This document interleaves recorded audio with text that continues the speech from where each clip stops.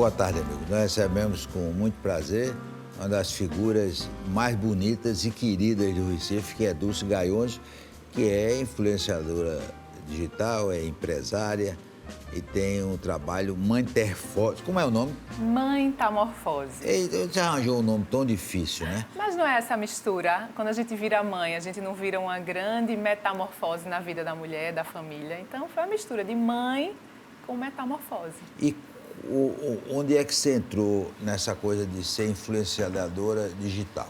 Na verdade, o Mantamorfose, ele tem aí uns 12 anos, mais de 12 anos. Já? Já. Ele começou com Bruna, né? Bruna Monteiro, que é minha sócia também. Ela foi mãe super jovem e utilizou, há 12 anos atrás, a internet era mato praticamente. E ela utilizou a internet com a função realmente de se conectar com outras mães que estavam vivendo isso. Ela foi mãe aos 21 e aí queria compartilhar ali os desafios da maternidade.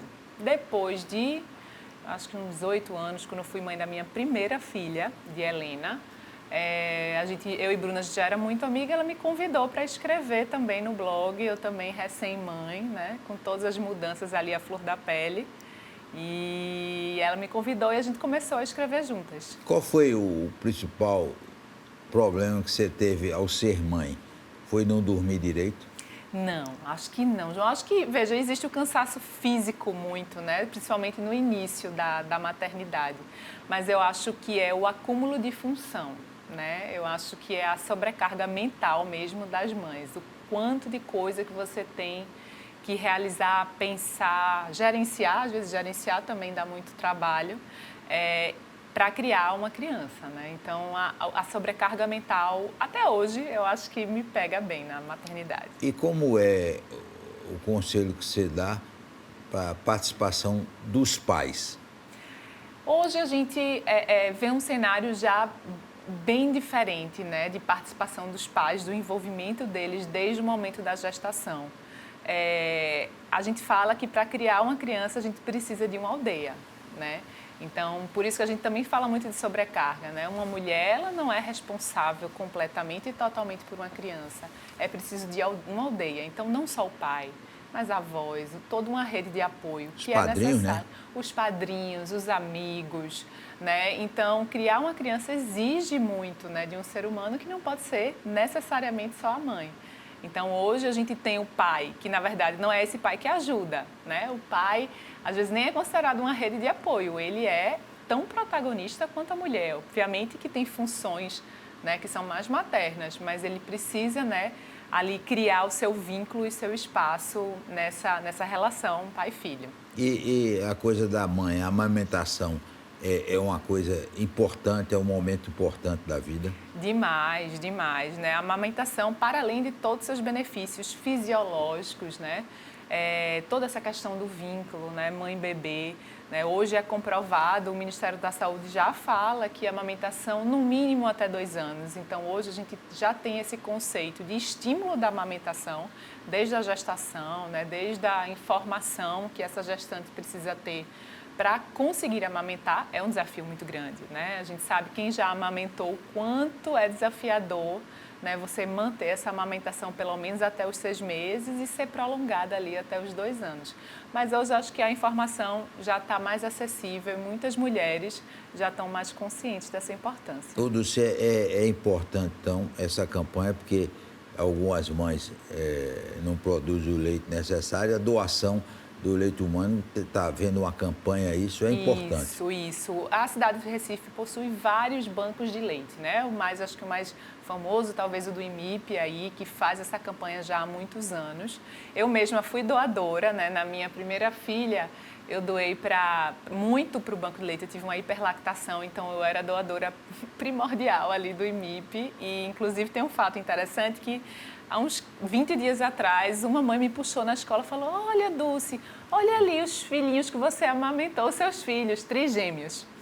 Aí eu não lembrava dela, fez: olha, eu fiquei na UTI, então você não me conhece, mas a família dela ia retirar o leite e aí, enfim, é muito benéfico, né? Então, as campanhas para arrecadação de leite pelos bancos de leite dos hospitais públicos, não só o IMIP, mas várias maternidades mantêm e fazem essas campanhas, são super importantes. teve uma baixa recentemente, né, de leite, mas a gente precisa continuar estimulando essa informação para que essa mulher que tem acesso, né, que tem muito leite, né, que já está com a sua produção regularizada, consiga realizar essa doação. E qual é a orientação que você dá como influenciadora digital sobre a chupeta?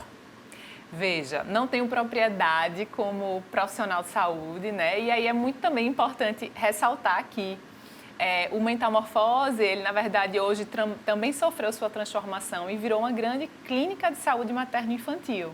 Né? Vocês já tiveram contatos com alguns dos meus médicos que tiveram aqui e hoje a gente tem bastante informação de saúde pela nossa convivência com esses profissionais. Hoje a gente já tem 2 unidades, mais de 140 profissionais de saúde que atendem exatamente esse período. Não, vamos falar disso, eu quero saber da chupeta. A chupeta, o que meus colegas odontopediatras falam é o seguinte: a gente tenta evitar, principalmente naquele início, né, de vida do bebê, porque pode causar uma confusão de bico e também o uso prolongado ali dessa chupeta pode também causar alguns malefícios para a questão odontológica. Entretanto, todavia, né, a gente sabe como mãe, eu também já tive nessa posição de querer não colocar chupeta porque sei, né, dos benefícios e malefícios, mas a gente está ali cansada, a gente está aquele bebê que quer ficar no peito o tempo todo. Então, eu acho que vale muito ponderar o uso da chupeta, né? É preciso que as mães tenham conhecimento, né, do que significa usar chupeta, mas também ponderar se aquilo ali vai valer a pena ou não. Para mim, valeu. A minha primeira filha usou chupeta, foi super tranquilo, né? Eu consegui fazer a retirada dessa chupeta no momento adequado e meu segundo filho já não usou. Né? Então, eu acho que é um caso muito individual. Existem os benefícios e malefícios que precisam ser avaliados. E o terceiro que vem, vai usar? O terceiro, não sei. Depende. Não sei, eu não sei como ele vai vir, né? Então, depende. Depende se... Eu tenho já a experiência dos dois lados e eu acho que tem benefícios e malefícios dos dois lados. Então, o meu segundo filho que não usou, ele ficava muito no peito. Então, realmente, aquilo ali era desgastante, mas depois que passou esse período, né, inicial dos 3 primeiros meses, 4 primeiros meses, e eu acostumei que ele não usava chupeta, eu não tive já, vamos dizer assim, o malefício de ter que tirar a chupeta, né, que é um processo difícil para a criança também. Mas, então, não sei, né, cada gravidez é única, cada filho é único, eu não sei como é que esse vai vir também, mas é bom que eu já tenho todas as informações e ali na hora a gente vai com suporte e decidir se vai usar ou não. Por que a criança chora? Por que a criança chora? Sim. Ave Maria, João, isso é uma pergunta tão complexa, né? Na verdade, o choro da criança, ele pode ser identificado de diversas maneiras, né?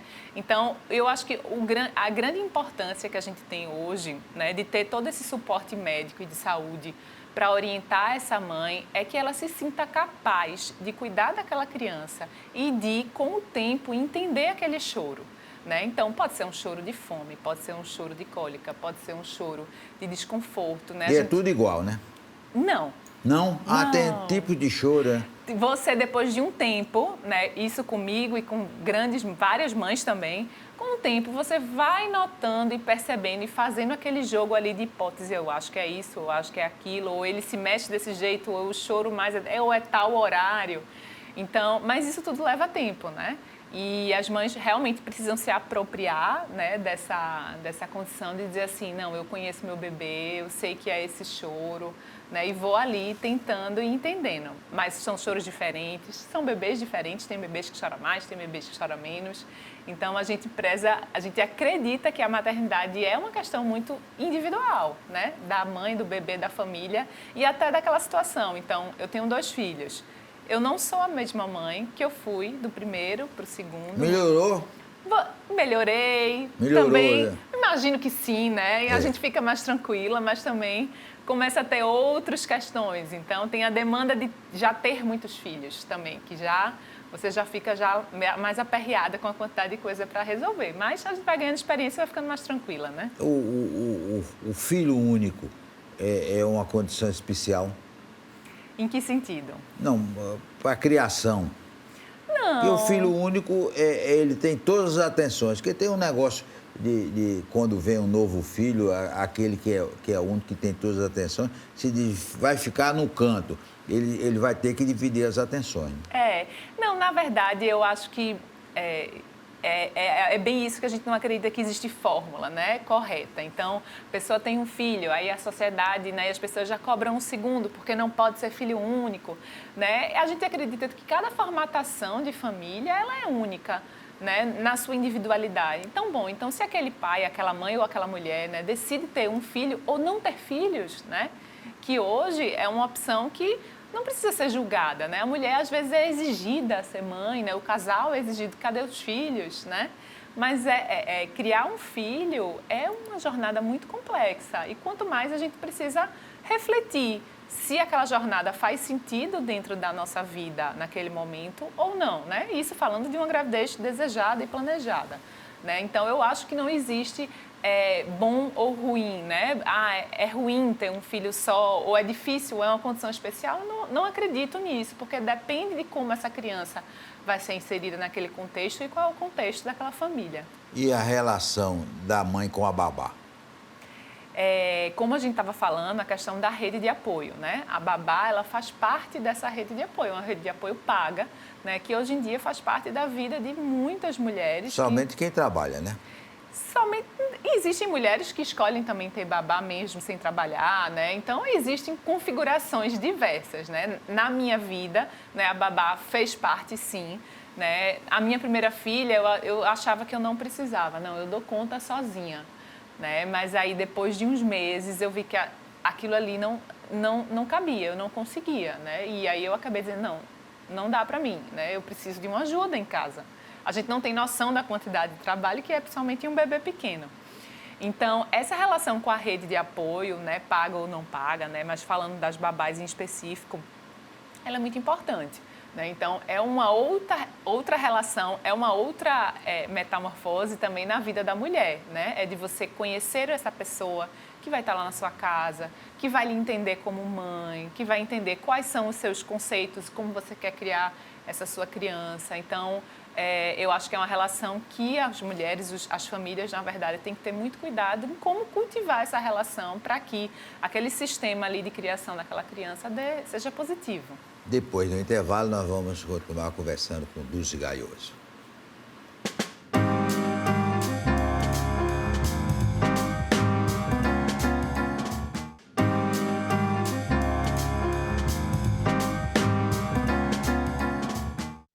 Dulce Gaioso, agora vamos falar do seu lado empresarial. E você, depois de dar esses conselhos às mães, resolveu tornar a coisa prática. Criou a Mãe Metamorfose. Eu não aprendo esse nome, não. Como é o nome? Mãe Metamorfose. O nome é difícil, mas o que é isso?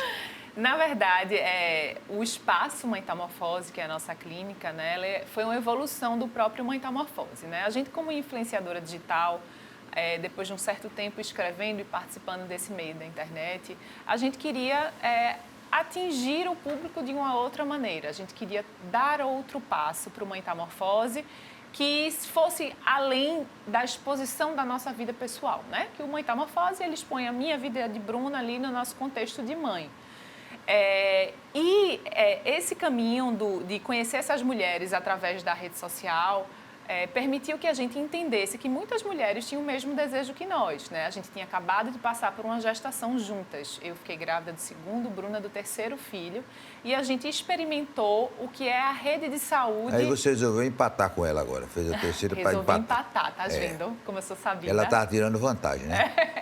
Afim, não dá, Era 3-2, agora vai ser 3-3. 3-3. Sim. E aí a gente ficou grávida juntas e vivenciou essa rede de atendimento à saúde da gestante em Recife, e a gente viu que existia esse caminho, né, essa abertura para a criação dessa clínica multidisciplinar, que é isso que é o Espaço Metamorfose. O Espaço Metamorfose hoje já tem 2 unidades, são mais de 140 profissionais trabalhando. Quantos? 140? 140. E aí é uma grande empresa, né? E quais são os endereços? Diga aí, o primeiro. O primeiro endereço, ele fica no Empresarial Newton Melo, no Pina, né? A gente tem uma unidade, que é a nossa unidade da Zona Sul, em 2 andares, lá o 8º e 9º andar. E o outro endereço é Rua Cardeal Arco Verde, número 308, nas Graças, que é uma casa super linda, maravilhosa, com toda, né, a dinâmica de casa nas Graças. E você fica lá, Ilô? Eu fico lá, Ilô. E o que é que tem lá nas clínicas? Diga A aí. gente tem profissionais que trabalham... 140? 140, você acredita? São 90 médicos e 50 profissionais, né, de saúde, psicólogos, nutricionistas, terapeuta ocupacional. A gente tem, na verdade, toda essa rede que envolve essa família, desde o desejo de engravidar, né, dessa mulher de ser mãe, né, também. Então, a rede de obstetrícia é muito forte, fisioterapeutas obstétricas, imagem, ultrassom, psicóloga, vacina, laboratório, tudo para essa gestante, essa família, para o pai também. Rodas, encontros e uma rede muito grande de pediatria. Então, a parte de pediatria, tanto os pediatrias gerais, né, os pediatras que pegam na sala de parto, os pediatras que acompanham durante toda a infância, as subespecialidades de pediatria, que hoje são muitas, né, gastro, pneumo, hepato, todas as subespecialidades e uma grande parte de desenvolvimento infantil também, que é um outro caminho da gente que trata de questões de desenvolvimento da própria criança. Então, a parte de fono, TO, físio, neuro.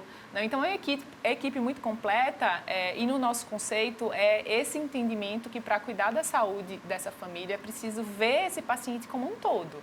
Né? Então, eu não sou uma pessoa com uma dor no olho e vou lá e vou... Eu posso ter uma dor no olho, mas que pode se refletir em outro lugar do meu corpo, né? E a ideia que a gente teve é de criar esse espaço para que esses profissionais troquem, né, experiências entre si, né, compartilhem esses pacientes e atendam melhor a sociedade. E, além disso, né, toda a nossa parte de influenciadora digital e de criadora de conteúdo trouxe para a gente uma visibilidade e um conhecimento para a realização de eventos e criação de conteúdo nesse nicho materno-infantil. Quer dizer, você continua atuando como influenciadora? Isso, continuo atuando como influenciadora, mas obviamente que agora eu não falo só da minha maternidade, né? Eu tenho uma experiência, né, e a convivência com profissionais de saúde para falar sobre outros desafios da maternidade, mesmo aqueles que eu não vivenciei.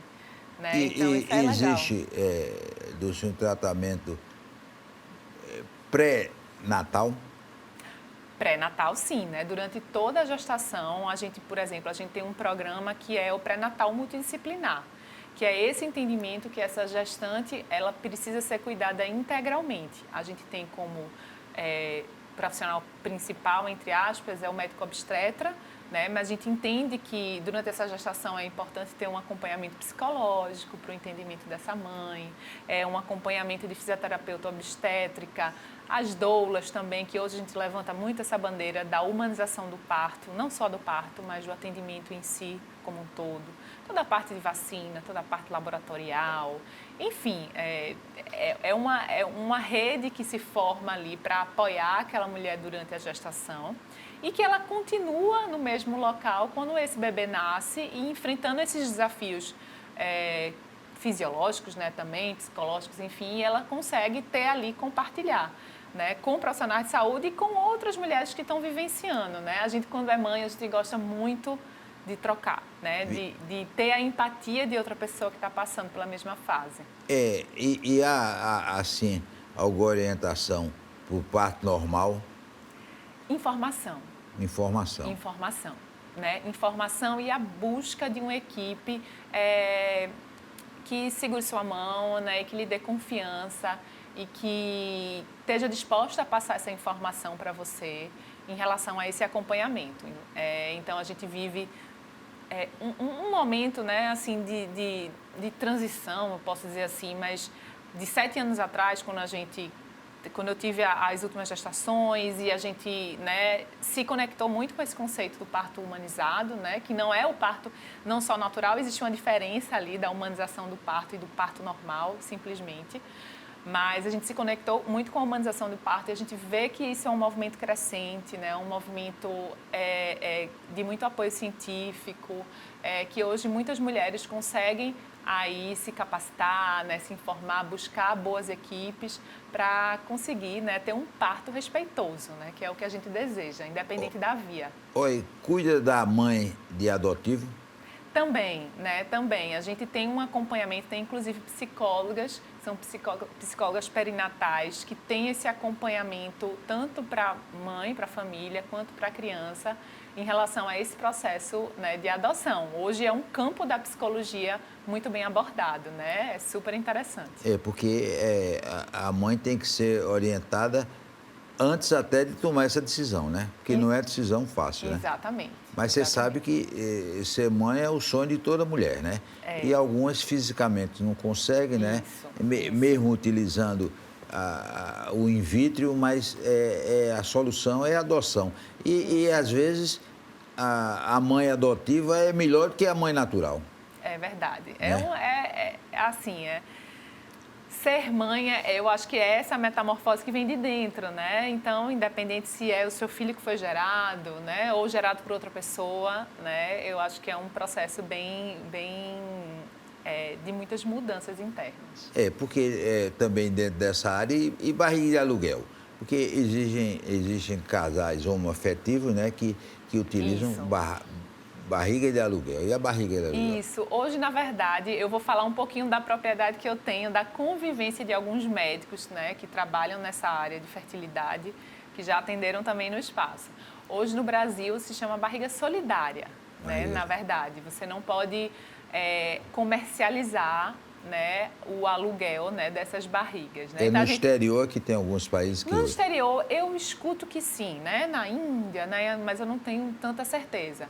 Mas aqui no Brasil, esse processo ele é todo regulamentado, né? Inclusive, tiveram mudanças recentemente no ano passado em relação à barriga solidária, quem pode fazer, existe um grau de parentesco também. Então, é um processo que é acompanhado, inclusive legalmente, como se fazer e, obviamente, né, bons profissionais que trabalham com fertilidade conseguem orientar esse casal que deseja.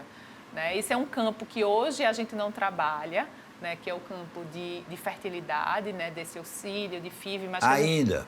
Ainda não. E qual é, diga aí, a hora que a mulher, a mãe deve procurar? Mãe metamorfose? Mãe metamorfose? Veja, na hora que engravida, ou quando quer engravidar. Ou quando quer engravidar, obviamente, né? Ali para ter todas as orientações ginecológicas em relação a isso. A gente tem um acompanhamento da saúde da mulher como um todo também, com outros especialistas. Não precisa estar grávida especificamente, mas você pode fazer uma terapia, né? Ali você pode ter outros acompanhamentos. Hoje a gente tem cirurgia plástica também, a gente tem mastologista, tem nutricionista para cuidar dessa saúde pré-gestação também. Mas eu posso falar que o forte da gente, né, o público forte de entrada é um público gestante, né? Então, a partir do momento, né, que identificou a gestação, né, eu acredito que assim, a mulher quando fica grávida, principalmente o primeiro filho, ela cai num mundo que ela não tem nem ideia, né? É como me aparece as gestantes de primeiro filho, eu não sei de nada, né? Porque a gente, quando não é mãe, não se envolve muito nesse mundo materno, né? E aí elas usam o espaço como esse meio de conexão, tanto de apoio de saúde, de consultas, né, obviamente de cuidado com a saúde, quanto nessa parte de se conectar com outras mulheres através de conteúdos que a gente faz. Então, a gente faz muito evento, João, a gente faz muito evento. Então, a gente tem encontros semanais de gestantes. Amanhã vai ter um encontro de gestantes e a gente traz temáticas diversas sobre o parto, sobre a criação, sobre o pós-parto, né? E aí esses eventos promovem essa união dessas mães e que é muito importante nesse período. Orienta para que na gravidez não haja um excesso de peso, que a mãe que engorda muito na gravidez vai ter problema pós-parto. Com certeza, não. O acompanhamento pré-natal, ele é assim, é essencial que ele tenha todas as orientações e que ele seja realmente cumprido. Hoje, a orientação nutricional, existe até o pré-natal nutricional, né, que é o acompanhamento com a nutricionista, você tem uma consulta por trimestre, onde essa nutricionista, junto com a obstetra, ela vai lhe dar ali todas as orientações, porque tem o conceito dos 1000 dias, né? O conceito dos 1000 dias, hoje é até mais, 1100 dias, desde que a mulher engravida até a criança fazer 2, 3 anos. O quanto, tanto a alimentação na gestação, quanto os primeiros alimentos do bebê, né, são importantes para formação daquele ser humano com resquícios que ele vai ter para o resto da vida. Né? Hoje a gente tem um índice muito maior de diabetes gestacional, inclusive eu sou diabética gestacional, né? Durante a gestação eu fico diabética, porque os índices glicêmicos eles baixaram muito, porque estava se observando muitas mães engordando demais, muitos bebês nascendo grande demais, e isso não é uma repercussão só daquele momento, como eu falei, é uma repercussão que dura para a vida do bebê todo. Então, precisa ter eu tenho um acompanhamento bem restrito em relação à alimentação para não ter, né, nenhuma questão de saúde. Realmente é um trabalho muito amplo, né, como Isso. você disse, tantos profissionais em todas as áreas e que ajuda muito a mulher a ser mãe, né? Isso, exatamente. Essa é a nossa intenção, né? Ajuda a mãe e o bebê também, dá uma ajuda Ajuda ao a mãe, bebê. o bebê, o pai, né? pai, As né? avós, todo mundo que participa de fato ali da criação daquela criança. Nós queremos agradecer a Dulce Gaioso, dar os parabéns pelo sucesso que ela faz como influenciadora digital e com essa orientação às futuras mães, que é uma coisa fundamental. Forte abraço, até amanhã, se Deus quiser.